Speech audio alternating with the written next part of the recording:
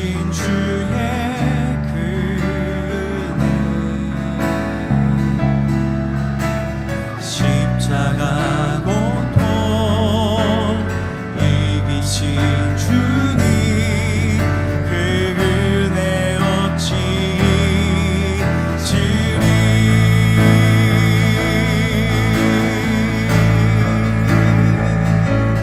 주 은혜 날 채우시네 주 은혜 보게 하시네 살아가는 동안 은혜로만 살림 십자가 은혜로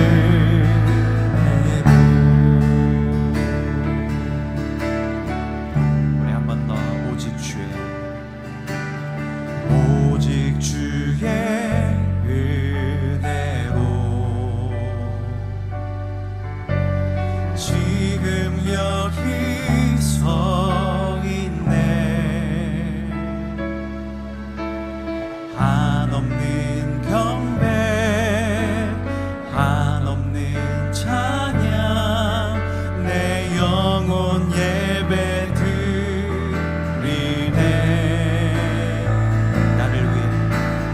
나를 위해 이 땅에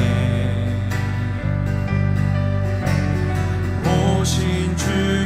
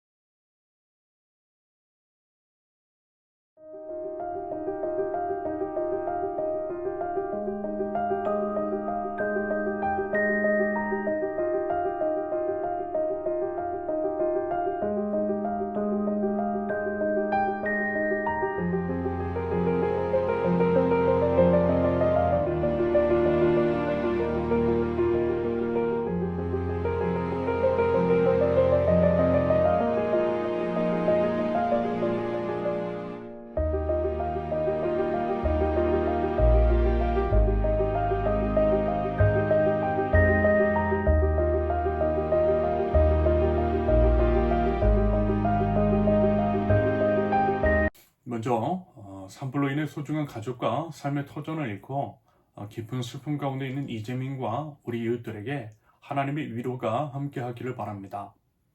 유례없는 국가적 재난 상황이지만 온 국민이 마음과 힘을 모아서 극복해낼 수 있기를 기대합니다. 우리 이웃의 일은 언제든 우리 자신에게 닥칠 수 있음을 알아 우리 일처럼 마음을 쏟고 서로를 도울 수 있기를 바랍니다. 이런 어려움의 상황을 이겨내고 우리 조국 대한민국이 더욱더 단단해지고 하나가 될 수 있기를 간절히 기원합니다. 미국 캘리포니아나 호주에서 일어난 대형 산불 이야기가 어쩌면 먼 나라의 일, 우리와는 전혀 상관이 없는 일처럼 여겼을지도 모릅니다. 하지만요, 아니라는 거예요. 언제든 우리에게도 똑같은 일이 벌어질 수 있음을 이번에 뼈저리게 겪었습니다.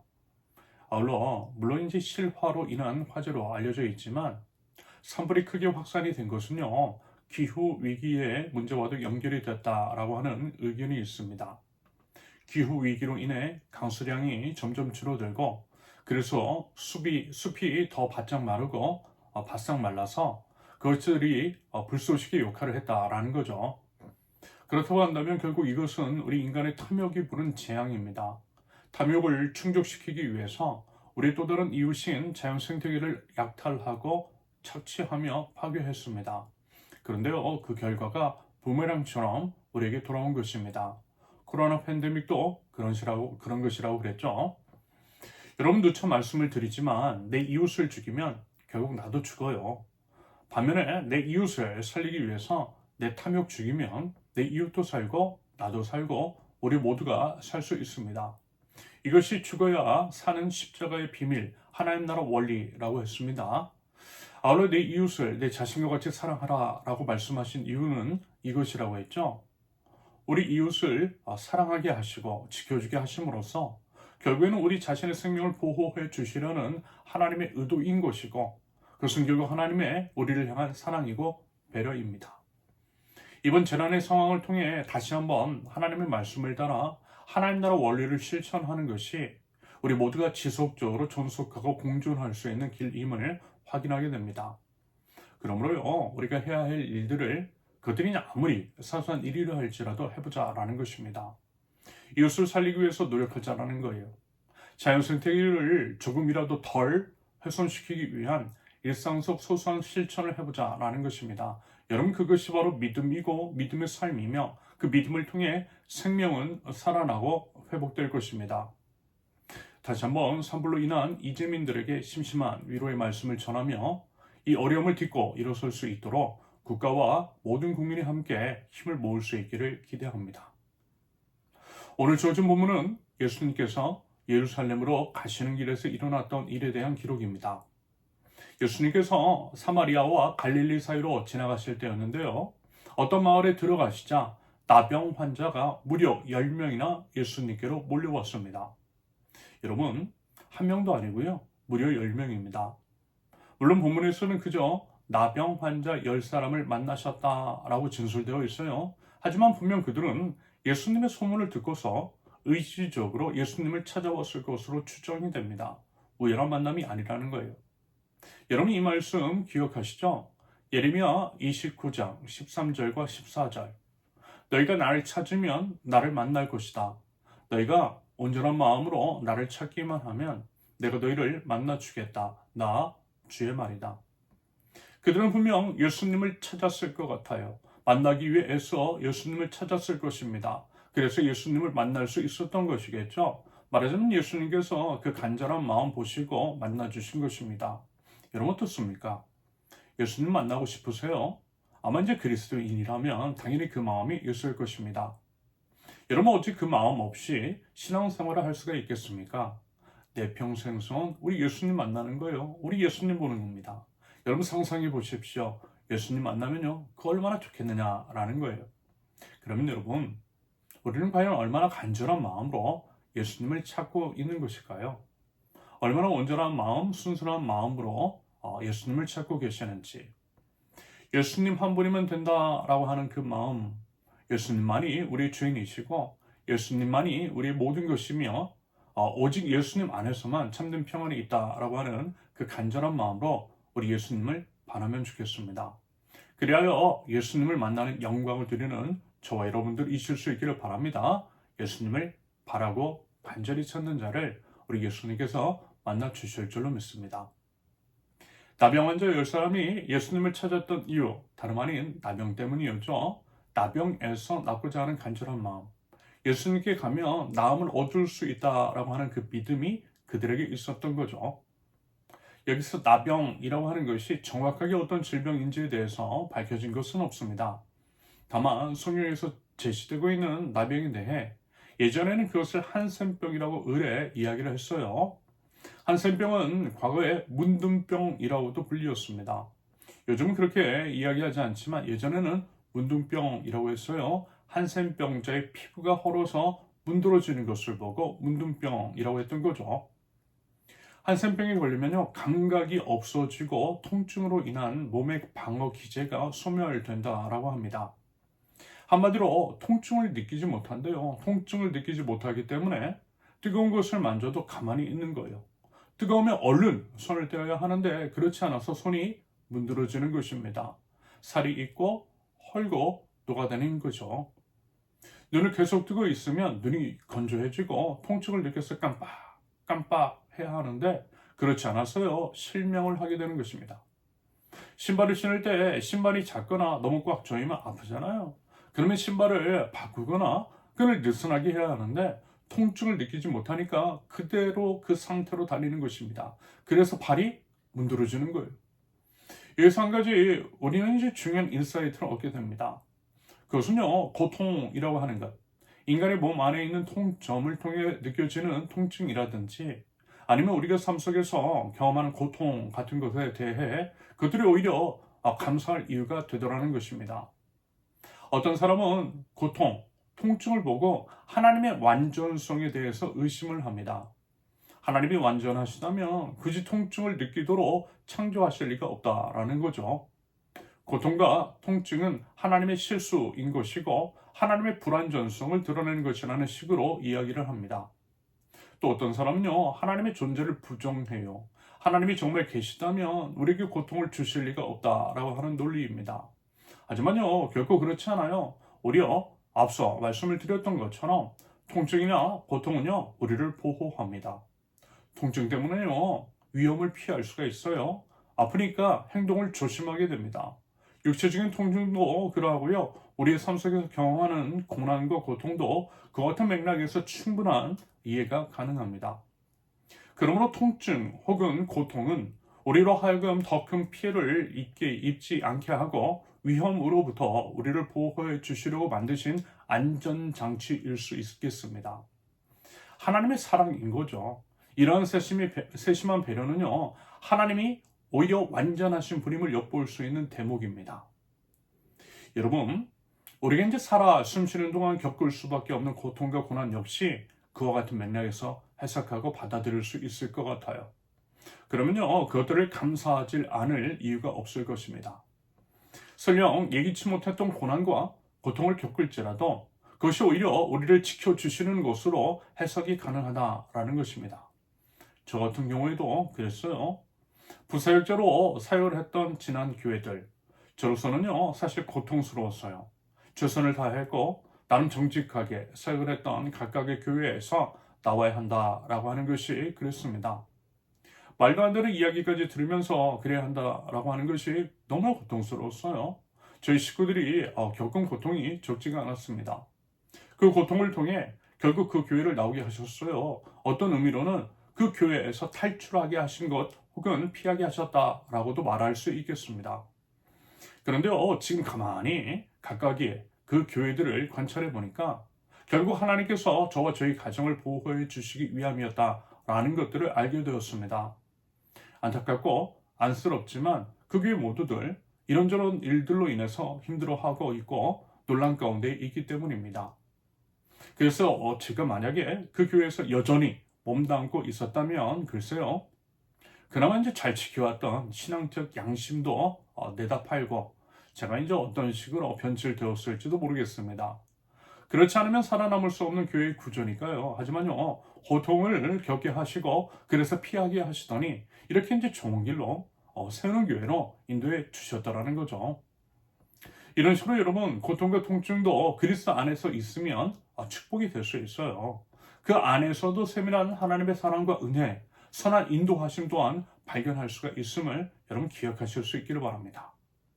한편 제가 이제 어렸을 때 아마 이제 유치원 시절이었던 거예요.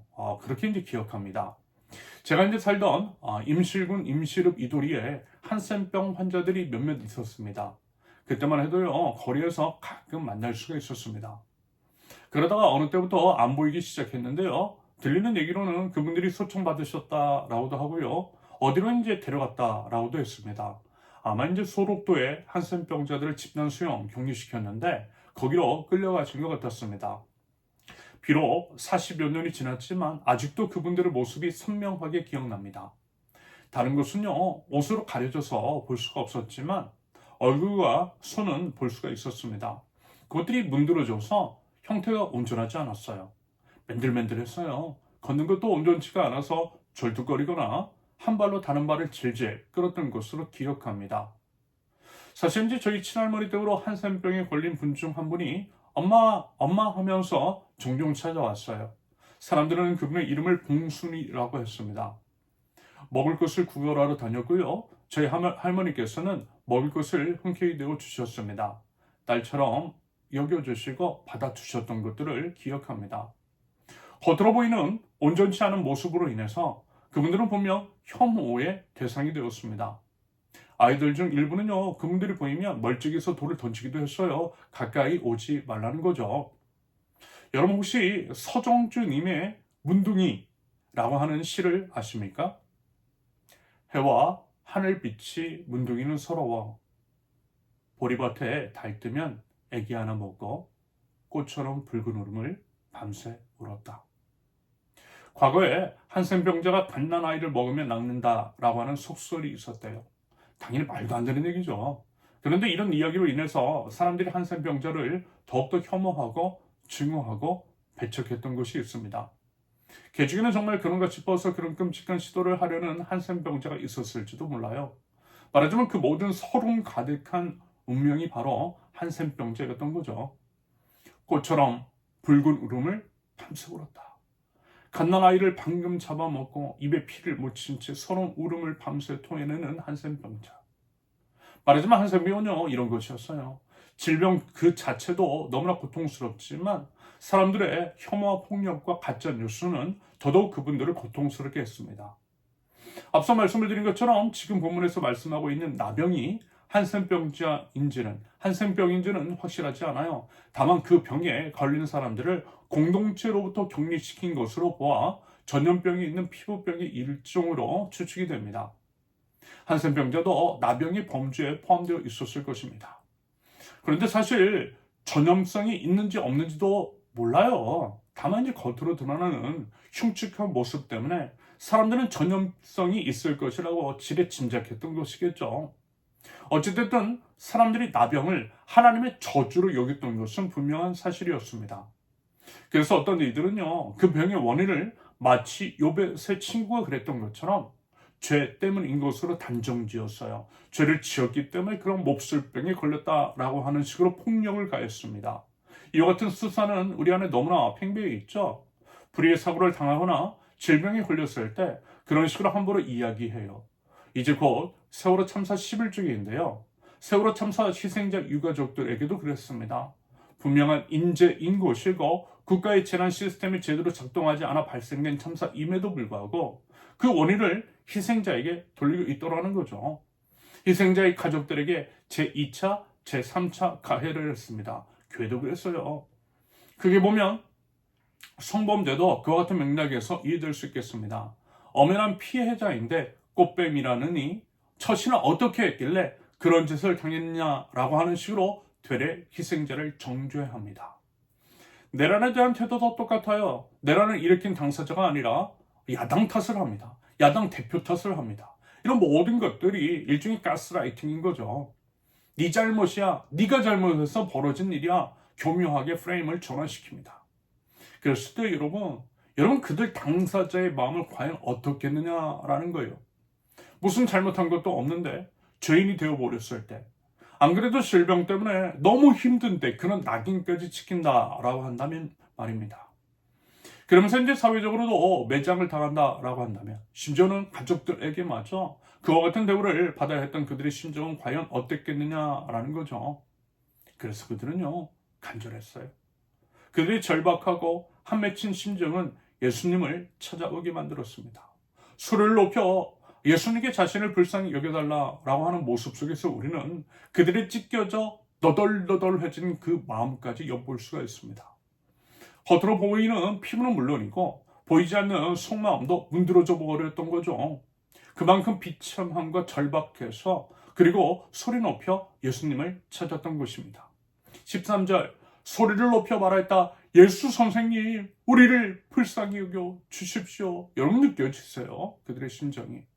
목소리를 높여 예수님을 부르는 것 그리고 불쌍히 여겨달라고 하는 모습 이면에 있는 그들의 절박한 심정이 느껴지시냐라는 것입니다. 말하자면 그 절박한 심정이 예수님께 닿았던 것이겠죠. 절박함은 우리를 예수님께로 이끌어요. 우리에게도 절박함이 있어야만 합니다.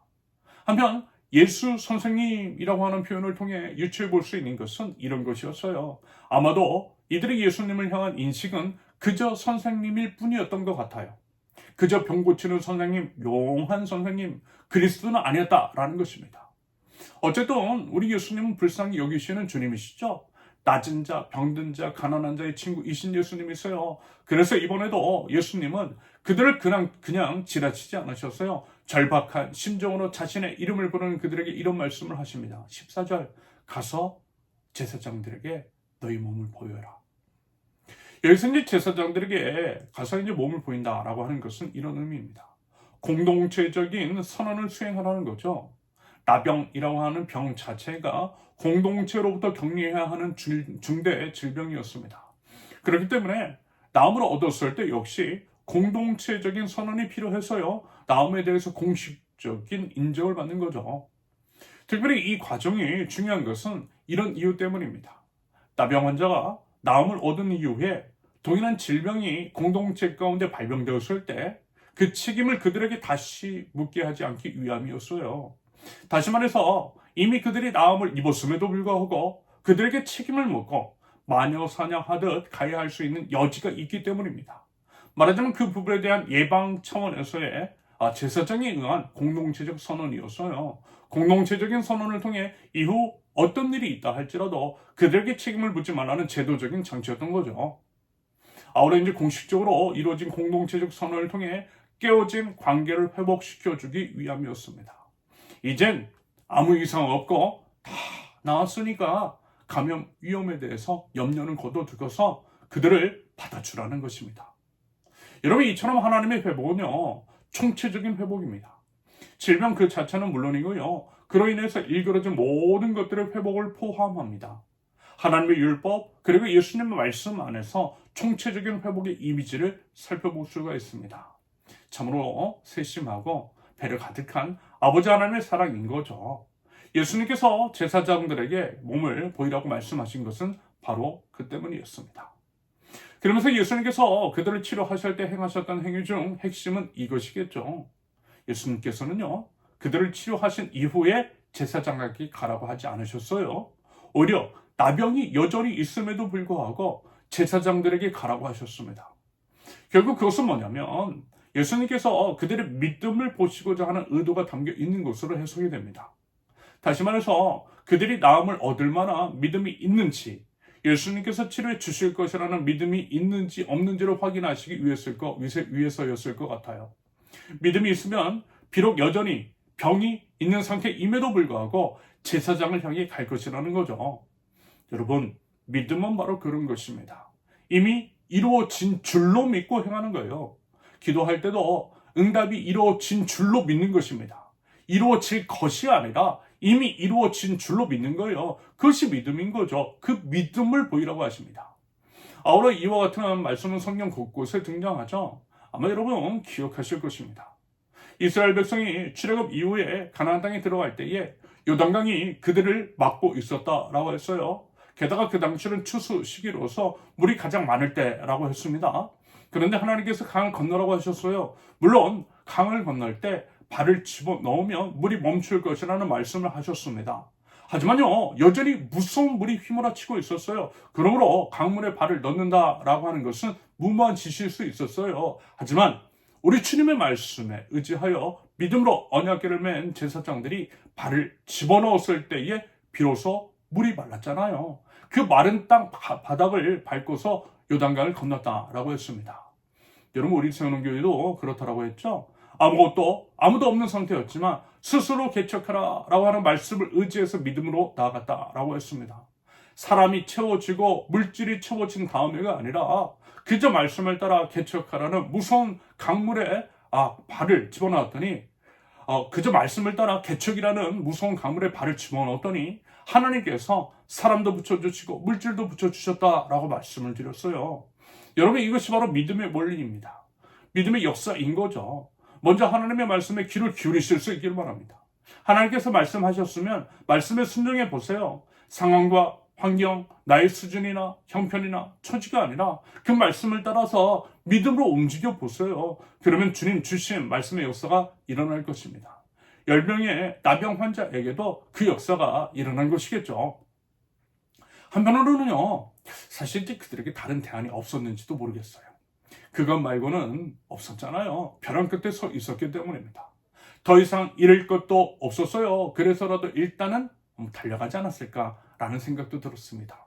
그래서 어쩌면 벼랑 끝 절박한 심정이, 그러한 상황이 우리를 믿음의 길로 인도하는 것 같아 보여요.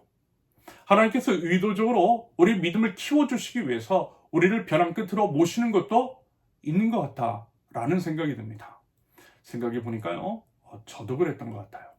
스스로 개척하라라고 하는 말씀이 있었지만 사실 또 개척밖에는 생각할 수 없었어요. 청빙을 가든 또다시 부사역자로 가든 지난 담임 목사가 계속 제 발목을 잡을 것 같았기 때문입니다. 실제 협박 비슷한 소리도 들었으니까요, 그 소나기에서 벗어나려면 개척밖에 없었어요. 벼랑 끝까지 몰렸습니다. 그래서 어떤 의미로는요, 믿음도 하나님께서 주시는 것이 정말 맞는 것 같아요.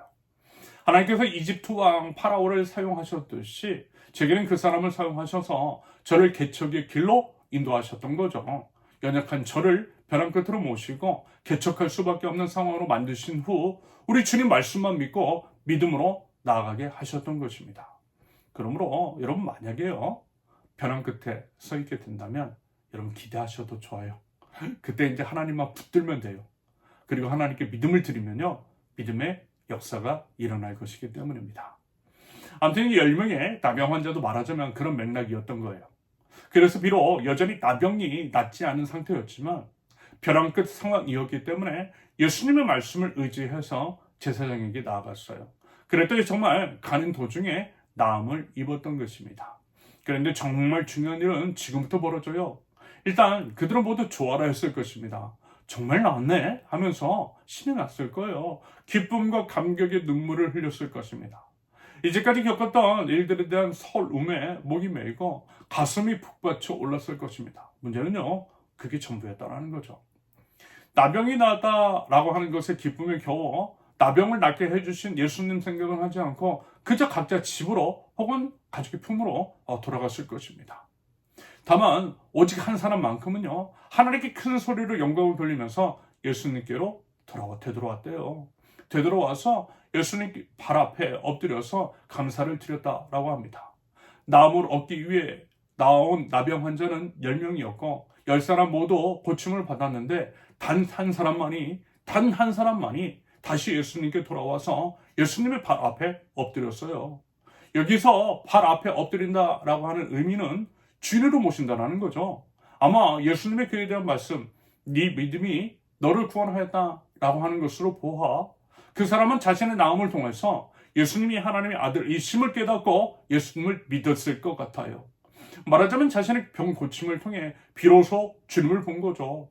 그래서 나머지 9명은 그저 육체의 질병에서만 구원을 얻었지만 이 한 사람만큼은 영혼의 구원까지도 얻었던 것입니다.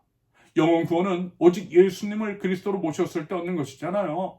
그 사람은 믿음으로 그 은혜를, 진정한 기쁨의 은혜를 입었던 것입니다. 여기서 우리는요, 치료를 받는 믿음과 구원을 받는 믿음은 다르다라고 하는 것들을 알 수 있을 것입니다. 여러분, 치료와 구원은 별개일 수 있어요. 예를 들어 치료를 선물이라고 한다면 나머지 9명의 나병 환자들은 선물에만 정신이 팔려 있었어요. 그들에게는 선물을 주시는 예수님은 안중에도 없었던 거죠. 그러므로 그들은 비록 육체의 구원은 받았는지는 몰라도 영혼은 구원받지 못했던 것입니다. 반면에 돌아온 한 사람의 경우에는 선물을 주시는 예수님 바라봤어요. 선물이 아니라 예수님 바라봤어요. 예수님을 구하고 예수님은 하나님의 아들이심을 인정하고 예수 그리스도를 믿고 예수님께 엎드릴 줄 알았습니다. 이것이야말로 구원을 얻을 만한 믿음, 예수님께서 인정해 주시는 믿음, 진정한 믿음이라는 거죠. 여러분, 이것은 정말 중요합니다. 생각보다요, 교회 안에 이런 사람들 정말 많이 있어 보여요. 교회 다니면서 정작 예수님을 모르더라고요. 예수님 안에 있는 좋은 것들을 알고 누리고 그것들을 자랑하는데 정작 예수님은 몰라요. 모든 것들의 주인이시고 근원이신 우리 예수님을 모르더라고요. 그래서 당연히 예수님께 합당한 반응을 드리지 않아요. 예수님을 그저 자기 자신에게 복인을 주는 존재, 자기의 소원을 들어주는 존재로만 여기더라고요. 기복신앙의 전형입니다. 여러분, 기복신앙은요, 우상숭배입니다. 이런 우상숭배자들이 교회 안에 너무 많아요. 참으로 어리석고 답답한 인생입니다. 이들에게는 당연히 구원이 없겠죠. 나병의 치유만이 목적이었던 것처럼 자신의 소원이 응답이 되고 자기 욕심이 채워지면 예수님을 안 찾아올 사람들입니다.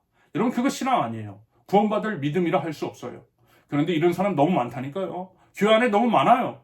말하자면 그런 자들의 교회를 일그러뜨리고 있어요. 광자에 나와서 세상을 일그러뜨리고 있는 사람도 저는 이런 부류의 사람일 수 있다고 봐요.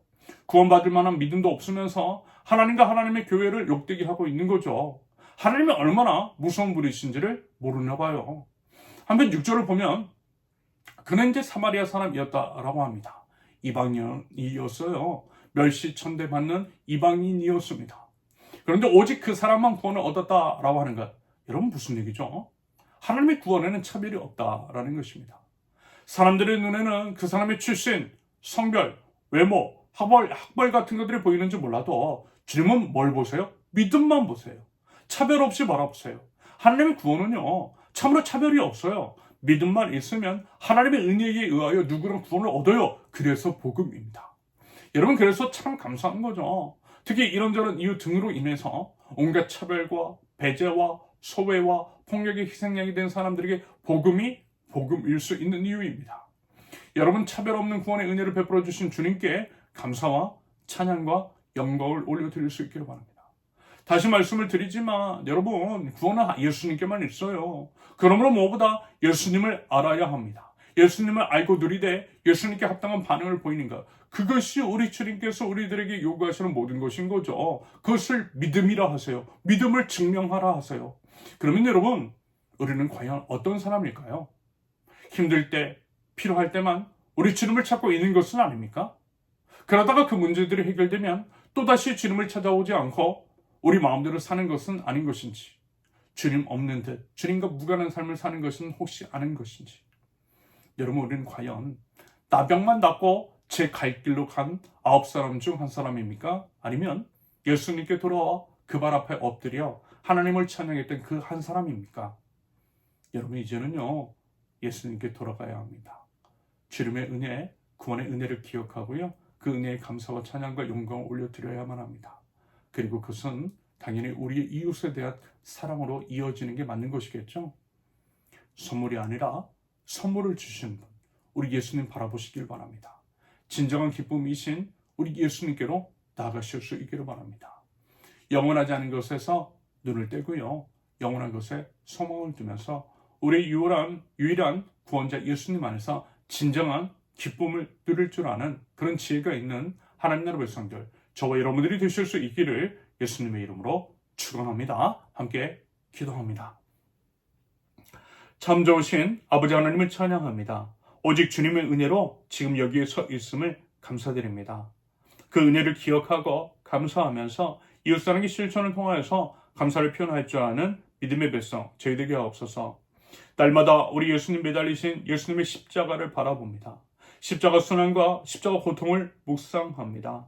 그 모든 것들을 이겨내신 우리 주님의 은혜를 날마다 상기하면서 평생을 우리 주님의 은혜로 살아가게 하옵소서.